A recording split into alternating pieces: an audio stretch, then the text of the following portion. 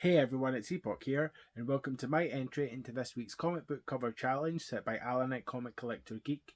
This week's theme was war covers in honour of Remembrance Day on Friday, and of course the Remembrance kind of services we have on the Sunday there as well.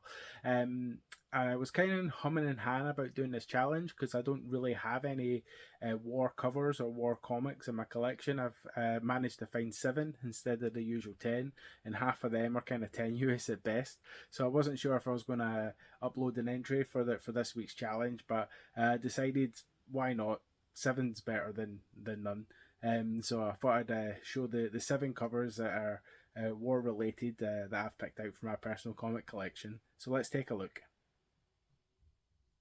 And at number 7 this week, I have a Star Wars Free Comic Book Day issue.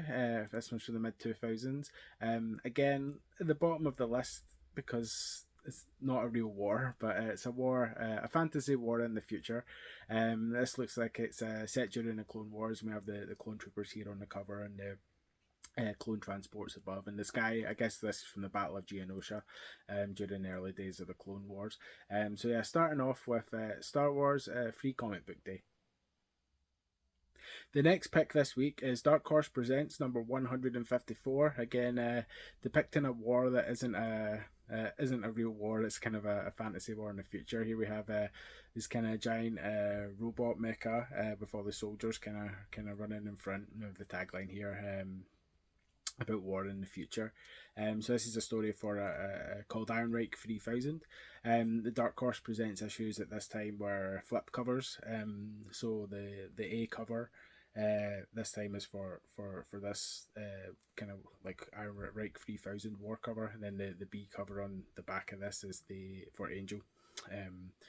Who featured on the A cover this year before. But yeah, this is Dark Horse Presents number 154, showcasing the Ironreich 3000 story, which shows kind of this war of the future with these kind of giant robots and the soldiers and stuff there.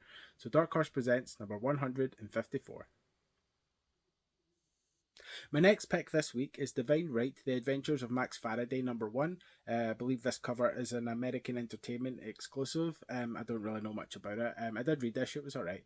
I picked it up in a pound bin a few weeks ago just because it's a cool Jim Lee cover. But yeah, I've picked this for this challenge because the woman on the front here looks very military. She's got all her kind of green combat gear on and all different types of rifles and guns and grenades and accessories and whatnot. We have the American flag in the background, so it's one of those American flag covers. So yeah, this is the next pick for war covers, which is Divine Right, The Adventures of Max Faraday, number 1. The next comic I'd like to show this week is Spy Hunters number 9, which is a Golden Age book where we have this kind of secret agent guy busting in on these enemy soldiers, sending US secrets to their homeland. So I think this is kind of a Cold War era one, but just thought it was an interesting one where you have the guy kind of busting in the door and shooting this guy over here in the back, and this guy is like looking startled. So yeah, Spy Hunters number 9. This is one of the few Golden Age books in my collection, but yeah, it's a fun one to have. So Spy Hunters number 9. And at number 3, I have the Free Comic Book Day version of Queen and Country, which was part of the very first Free Comic Book Day back in 2002.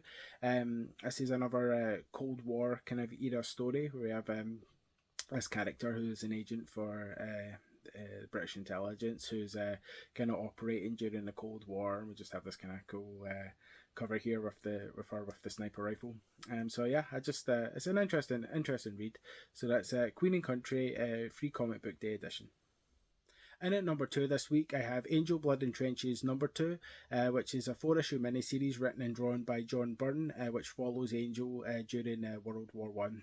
And here we have in the cover, we have this kind of occupied village here with the soldiers firing at Angel as he's just caught on fire in the sunlight from the dawn of the sun. This is a bondage cover as well, and he's just making his getaway there as he's caught on fire and he's being shot at by these soldiers. So yeah, that's Angel Blood and Trenches number 2.